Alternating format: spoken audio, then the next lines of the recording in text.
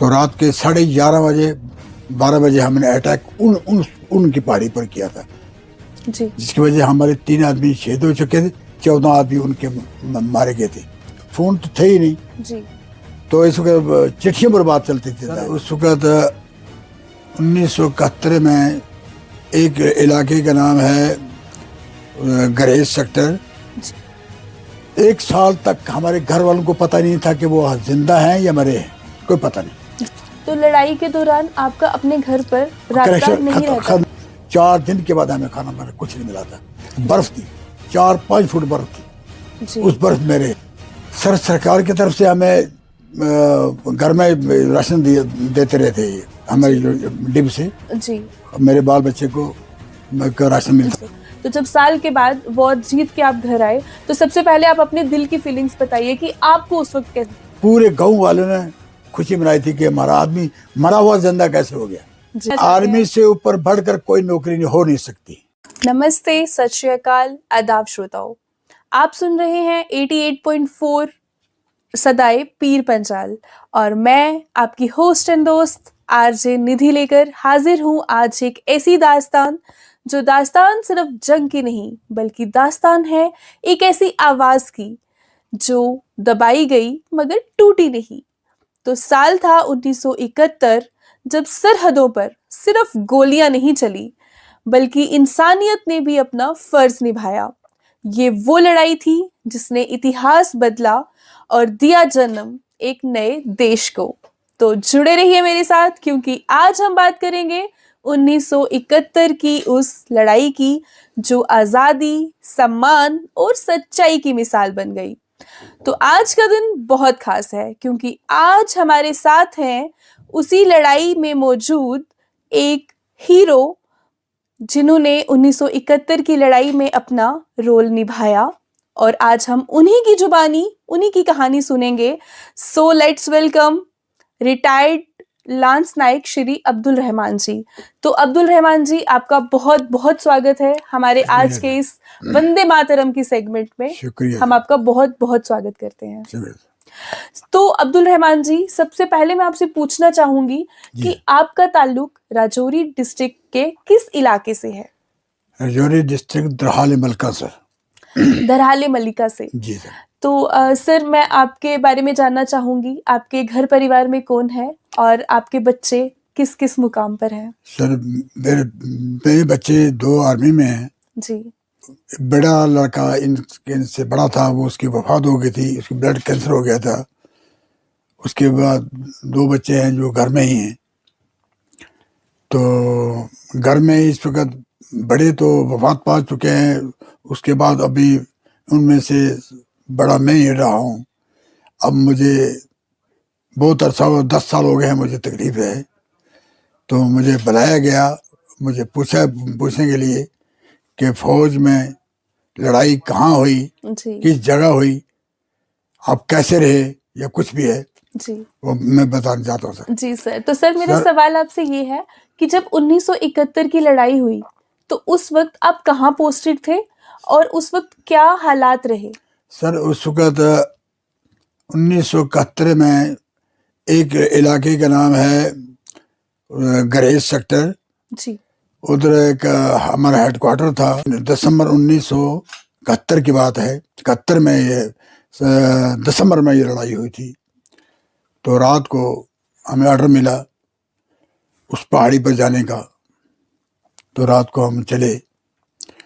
जब उस पहाड़ी पर पहुंचे तो हमारे कमांडिंग साहब का एक ऑर्डर था कि ये पहाड़ी हमारे पोस्ट के सामने जो है दुश्मन की पोस्ट है, क्यों अगर इसको पोस्ट को नहीं लेंगे तो हमें खतरा है अपने हेडक्वार्टर में, हमारी सप्लाई है, हमारा मिशन डूबो है, कुछ भी है, ये किसको लेना है जी।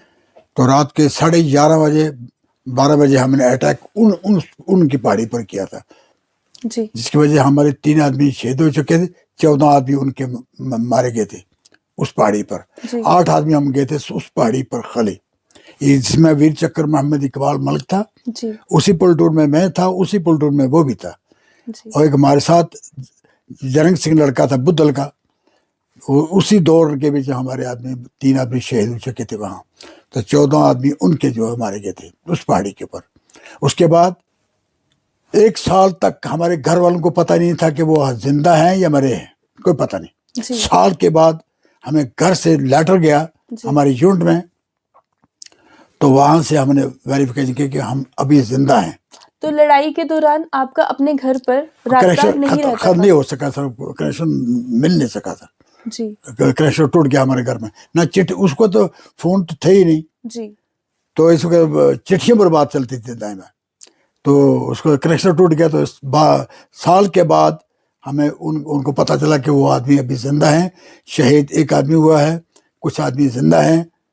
तो साल के बाद हमें घर में आए, तो घर में मेरे तो सब कुछ कर दिया था। चौथा जो खर्च मुसलमानों में जो करना में सब कर दिया था उन्होंने जी। तो उसके बाद मैं घर में आया। उसके बाद हमारी यूनिट चली गई थी सुंदरबनी, इधर रहा जी। इसके बाद चले गए हम सर फरोजपुर। उसी में सर मेरे कटागर्शी कर दिया उन्होंने, कटागर्शी परमानेंट कर दिया वहां से जी। फिरोजपुर से ही मुझे उन्होंने घर भेज दिया सर जी। उस वक्त सर 20% हमारा बोर्ड हुआ था जी।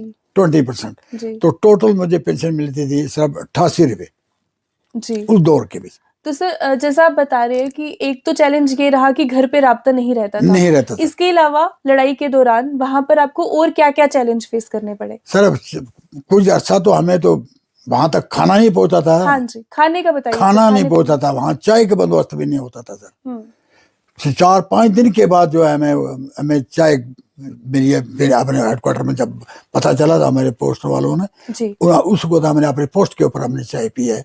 4 दिन के बाद हमें खाना बना कुछ नहीं मिला था। बर्फ थी, 4-5 फुट बर्फ थी जी। उस बर्फ मेरे। तो अब्दुल रहमान जी, सरकार की तरफ से क्या सहायता प्रदान की जाती थी? सर सरकार की तरफ से हमें वो जो फौज में स्केल मिलता है, खाना पीना मिलता था, उस दौर पर तो था भी थोड़ा कम था। तो बाकी खुदा का मेहरबानी से आपने सब कुछ खुदा ने हमारे हिंदुस्तान की फौज ने हमें दिया है जी। तो सरकार की तरफ से सम्मानित भी किया गया होगा? सर सरकार की तरफ से हमें घर में राशन देते रहते हमारी जो डिब से जी। मेरे बाल बच्चे को राशन मिलता था। जब आप वॉर पे थे तो घर पर आपको आपके परिवार को राशन इत्यादि प्रोवाइड करा जाता था जी। तो आप कितनी देर के बाद घर आए थे? साल के बाद आए। साल के बाद घर आए थे। तो जब साल के बाद वॉर जीत के आप घर आए तो सबसे पहले आप अपने दिल की फीलिंग्स बताइए कि आपको उस वक्त कैसा? सर हमें दिल की फीलिंग यही थी, हमारा दिल तो बहुत बड़ा हो गया था सर, जैसे कि समुद्र होता है ना जी। हमारा दिल खुद, आज भी मैं कहता हूँ खुदा की कसम, आज भी मेरा दिल वही है जो पहले उस 1971 का था, आज भी मेरा वही दिल है। तो जब आप इतने 1 साल के बाद अपने घर आए होंगे, जैसे आपने बताया कि आपके घर पे आपको मृत समझ लिया गया जी, था जी, हाँ। तो आपको देखकर गांव में और घर में वालों, पूरे गांव वालों ने खुशी मनाई थी जी। पूरे गांव वालों ने खुशी मनाई थी कि हमारा आदमी मरा हुआ जिंदा कैसे हो गया जी। तो अल्लाह का लाख शुक्र जिंदगी थी तो अभी हम जिंदा है। तो अभी तो अभी इसके बाद जितने भी लोगों से आप मिलते हैं तो वो सब आपको सब वही बात, यही कहानी वापस पूछते हैं सर, यही बोलते हैं। तो आपको कैसा महसूस होता है? कैसा? मैं तो खुशी महसूस करता हूँ सर जी। मैं तो खुशी करता हूँ। तो क्या संदेश आप युवाओं को देना चाहेंगे जो आर्मी ज्वाइन करना चाहते हैं, देश की सेवा करना चाहते हैं? आर्मी से ऊपर बढ़कर कोई नौकरी हो नहीं सकती जी। आज मैं बूढ़ा हूँ, 80 साल की मेरी उम्र हो गई है, आज भी मेरा दिल वही करता है कि अगर मैं उस जमाने में आज मैं फौज में जा सकता हूँ। तो सर एक संदेश जो आप देना चाहेंगे हमारे इस रेडियो स्टेशन के माध्यम से राजौरी की आवाम को, वो एक संदेश हम आपसे सुनना चाहेंगे। संदेश तो यही कहता है कि हमारे हिंदुस्तान, अपने मुल्क, अपने वतन की दिफा करना ही हमारा फर्ज है जी। तो सर बच्चों के नाम एक संदेश, बच्चों को भी यही कहता हूँ, अपने मुल्क की, अपने देश की सेवा करनी है। हम मर भी जाए, कुर्बान हो जाए तो हमें कोई टेंशन नहीं है। तो आज हम मिले अब्दुल रहमान जी से और जानी उनकी जुबानी, उनकी कहानी। आप ऐसे ही जुड़े रहिए हमारे इस सेगमेंट से जिसका नाम है वंदे मातरम, और जिसे आप देख और सुन पा रहे हैं हमारे सदाए पीर पंजाल के रेडियो स्टेशन और डिजिटल प्लेटफॉर्म पर। और ऐसे और अनसंग हीरो से मिलने के लिए जुड़े रहिए हमारे इस प्लेटफॉर्म के साथ। बहुत बहुत धन्यवाद।